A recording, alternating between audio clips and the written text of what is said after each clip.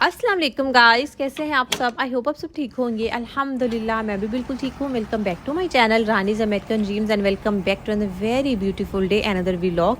Day वाकई ही beautiful है because weather is so pleasant, और जिस दिन मौसम खुशगवार हो तो आपका दिन ऑटोमेटिकली खूबसूरत हो ही जाता है।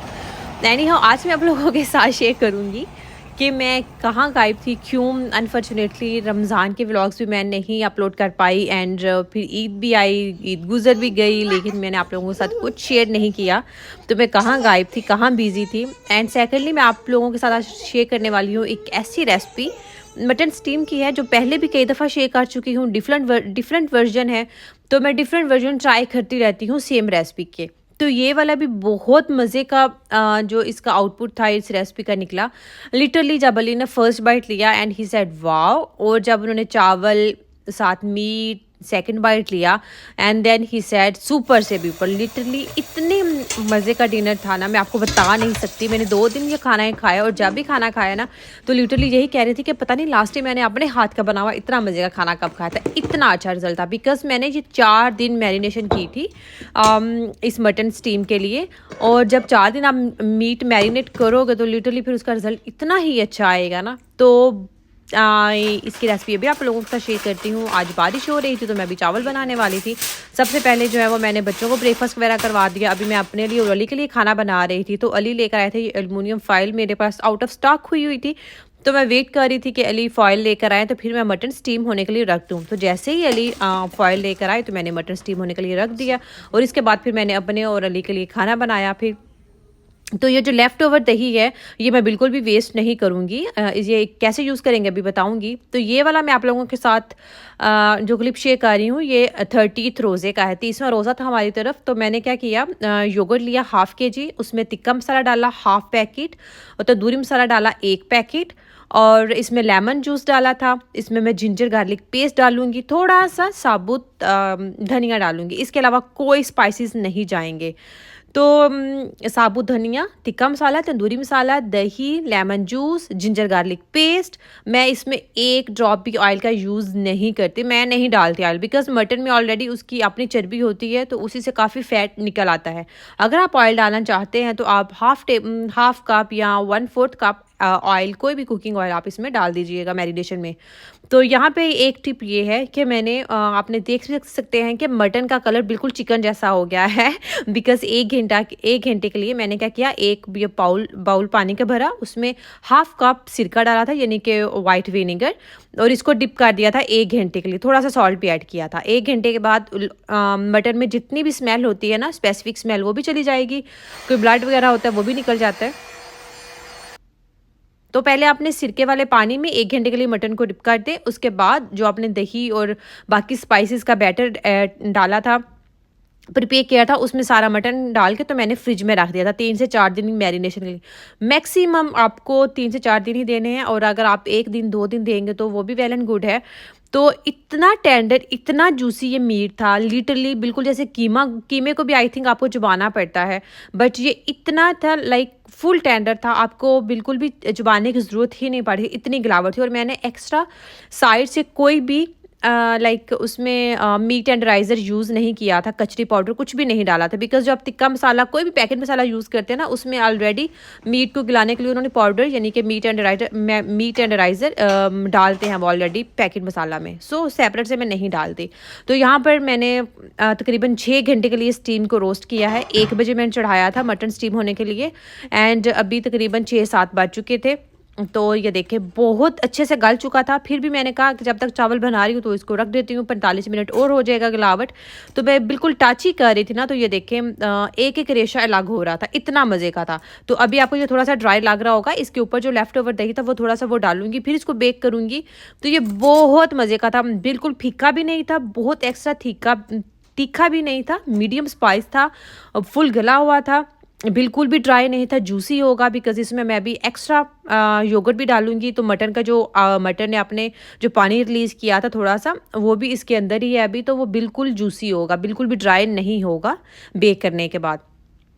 तो मैं हमेशा जब राइस बनाती हूँ इस तरह पुलाव वगैरह के साथ, तो वो ज़र्दा ही बनाती हूँ। तो मैंने सोचा कि आज मुतंजन बना लेती हूँ, थोड़ा सा डिफरेंट हो जाएगा। तो मैंने यहाँ पे मुतंजन के लिए चावल बॉयल कर लिए थे।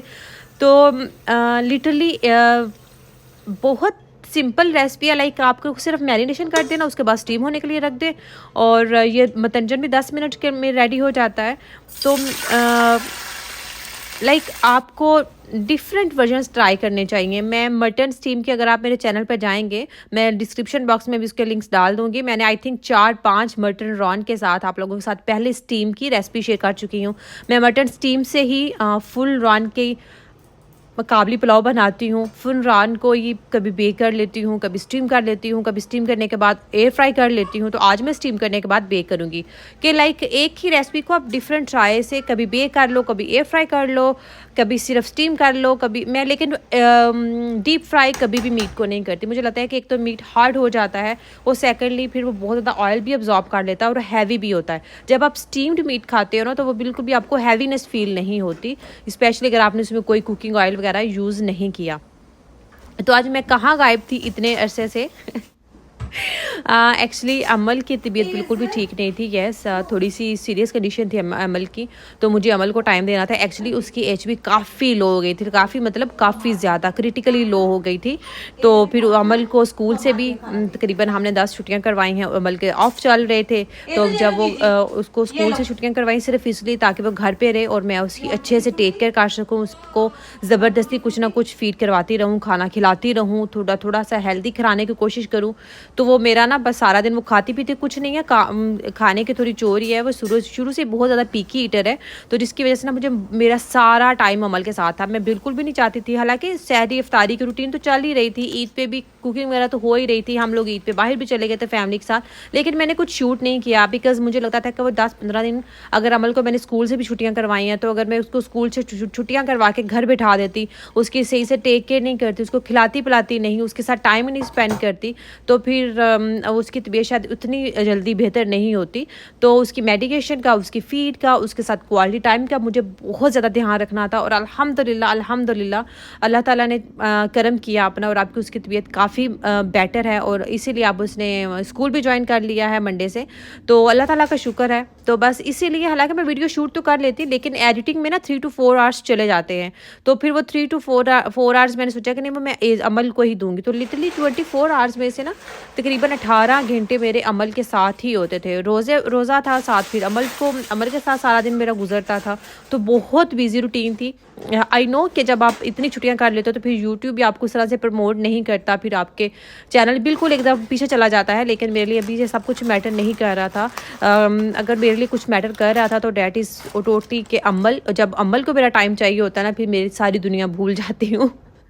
एनी हो, यहाँ पर बच्चों को मैंने खाना वगैरह खिला दिया था, डिनर हो चुका था बच्चों का, फिर मैंने सफाई भी कर दी थी, और अभी तकरीबन 9:30 हो चुके थे। अली थोड़ा लेट ही आए थे, तो मैं वेट कर रही थी कि अली आए तो मैं तभी ओवन में डालूंगी मीट, ताकि अच्छा सा 20-25 मिनट में गरम गरम जो है रोस्ट होकर निकलेगा ना, तो फिर ज़्यादा मज़े का लगेगा, बिल्कुल फ्रेश ही खाने वाला होता है। सो मैं अली का वेट कर रही थी, और यहाँ पर देखे अमल भी माशाल्लाह जो है वो मम्मा के पास आ गई थी, बिकॉज उसे मम्मा का क्वालिटी टाइम चाहिए था। तो यहाँ पे हमारा मुतंजन तो रेडी हो चुका था, और एज़ल की शरारतें बस चल रही थी। मैं चीज़ें समेट रही थी, एज़ल चीज़ें फैला रही थी। एज़ल को मैंने थोड़े से स्नैक्स वगैरह दे के बिठा दिया था, और अब मैं सोच रही थी कि मैं बना लेती हूँ पुलाव। सॉरी, अभी 9:30 नहीं हुए, मुझे लगा कि 9:30 हो गए हैं। अभी टाइम था बच्चों को डिनर करवाने में। तो यहाँ पे जो पुलाव है ना, बहुत लाइक लाइट है, जस्ट आपने तड़का लगाना है। और इसमें ना स्पाइसेस मैं बहुत ज़्यादा ऐड नहीं करती, थोड़ा सा सॉल्ट ऐड करती हूँ, थोड़ा सा जिंजर, गार्लिक भी ऐड नहीं करती, जिंजर सॉल्ट, 1 चम्मच बिरयानी मसाला का ऐड करूँगी। और ये जो लेफ़्ट ओवर दही था ना, थोड़ा मैंने मीट के ऊपर डाल दिया है, और थोड़ा तकरीबन 3 से 4 चम्मच योगर्ट चावलों में डाल दिया। तो इससे ना वो जो तिक्का मसाला जो हमने मीट को लगाया था, वही सेम फ्लेवर आपको चावलों में भी मिलेगा। हाँ, चावलों का कलर टिक्का मसाला की वजह से थोड़ा सा रेडिश आ जाएगा, बस इतना भी रेडिश नहीं, लेकिन बहुत मज़े का लाइक फ्लेवर सेम, आपको ये नहीं लगेगा कि चावलों का टेस्ट कुछ और है, मीट का टेस्ट कुछ और है, सेम टेस्ट हो जाएगा। और बिरयानी मसाला ऐड किया तो थोड़ा सा येलो कलर भी ऐड कर दिया था। तो ये सिंपल सी रेसिपी है। जो दही आपने मीट को लगाया था वही 1 से 2 चम्मच चावलों में डाल दें, थोड़ा सा बिरयानी मसाला डाल दें, सॉल्ट ऐड कर दें, थोड़ा सा जिंजर पेस्ट ऐड कर दें, and that is your like rice spices. इसके अलावा आपने कोई इंग्रेडिएंट्स नहीं डालने हैं बहुत ज़्यादा। मुझे लगता है जब आप मीट खाते हैं ना, फिर आपको जस्ट मीट का ही फ्लेवर आना चाहिए। ये देखिए अभी 9:30 हो चुके हैं, तो बच्चों को डिनर वगैरह करवाने के बाद मैंने क्लीनिंग भी कर दी थी। अब जस्ट मैंने और अली ने डिनर इंजॉय करना है। लेकिन जब भी हम डिनर करने बैठते हैं ना, तो एजल भी आ जाती है। एजल खाना तो नहीं खाती, लेकिन उसको बाबा के साथ बैठ के लाइक चेक ज़रूर करना है कि बाबा क्या खा रहे हैं, उसके मतलब की कोई चीज़ है। तो इसी से ज़्यादा फिर मैंने कुछ शूट नहीं किया। उसके बाद खाना खाने के बाद फिर वही हमारे काम, फिर किचन क्लीनिंग और लिविंग एरिया क्लीनिंग, और ऐसे करते करते तकरीबन 12 बज गए थे। तो आई रियली होप सो आप लोग आज के व्लॉग से ज़्यादा बोर नहीं हुए होंगे। कोशिश करूँगी कि थोड़ा थोड़ा शूट कर लिया करूँ। अब तो माशाल्लाह अमल का स्कूल भी स्टार्ट हो गया है, तो मेरे पास टाइम होता है। अभी मैं अमल को स्कूल भेज के ही वॉइस ओवर कर रही हूँ, रात को एडिट किया था वीडियो। तो वीक में 3-4 वीडियोस तो डेफिनेटली अपलोड किया करूँगी। तो इस रेसिपी को ज़रूर ट्राई कीजिएगा। दूसरी जो रेसिपी मटर रोस्ट की है वो भी मैं डिस्क्रिप्शन बॉक्स में उनका भी लिंक दे दूँगी। 3-4 किस्म की मैं ऑलरेडी फुल रॉन के साथ, ये भी एक्चुअली फुल रॉन थी, तो मैंने अली से कहा था कि नहीं इस दफ़ा मुझे फुल रॉन नहीं चाहिए, मुझे 4 पीसेस करवा लीजिएगा, ताकि अच्छे से उनका जो गिलावट है बहुत अच्छी आती है। तो हमने खुद ही तो खाना है, तो 4 पीसेस करवा लें। मैंने स्पेसिफिकली कहा है कि अली को तो रान के 4 पीसेस करवाए थे। अदरवाइज़ ये अली की यही होती है कि अली ना पूरी रान उनको अच्छी लगती है बड़ी। तो मैंने इस मीट के लिए अली को 4 दिन वेट करवाया लिटरली। अली की पूरी ईद गुजर गई। अली को था कि वो ईद पे खाएंगे मटन रान के साथ, स्टीम रान और साथ में चावल, लेकिन उन्होंने थैंक्स टू अली कि उन्होंने भी वेट किया। और इसके साथ रायता, कोई चटनी वगैरह नहीं डाली थी, सिर्फ कूटा और पिसा हुआ भुना हुआ ज़ीरा डाला था, सिर्फ ज़ीरा डाला था, कूटा पिसा हुआ भुना हुआ। तो प्लीज़ मेरे चैनल को ज़रूर सब्सक्राइब कीजिएगा, मेरी वीडियो को लाइक एंड शेयर करना मत भूलिएगा, and please hit the bell icon, ताकि जितनी भी वीडियोस अपलोड करूँ, जो भी अपलोड करूँ, उसका नोटिफिकेशन आप लोगों को मिल जाओ। कोशिश करूँगी कि ज़्यादा बोर नहीं करूँ, डिफरेंट वीडियोज़ अपलोड किया करूँ। तो यहाँ पर रात के 12 बज चुके थे, बस अब एज़ल मेरे शोल्डर से लगी है, एज़ल को सुलाऊँगी। तो मिलते हैं आपसे नेक्स्ट व्लॉग में। प्लीज़ मेरे लिए दुआ कीजिएगा, स्पेशली अमल के लिए। अमल को अपनी दुआ में याद रखिएगा। आप लोग भी मेरी दुआ में शामिल ही रहते हैं। मैं आप लोगों के लिए बहुत सारी दुआएं करती हूँ, और उम्मीद करती हूँ कि आप लोगों की ईद अच्छी गुजरी होगी, आप बैक टू नॉर्मल रूटीन में आ चुके हैं। तो मिलते हैं नेक्स्ट व्लॉग में। अल्लाह हाफिज़।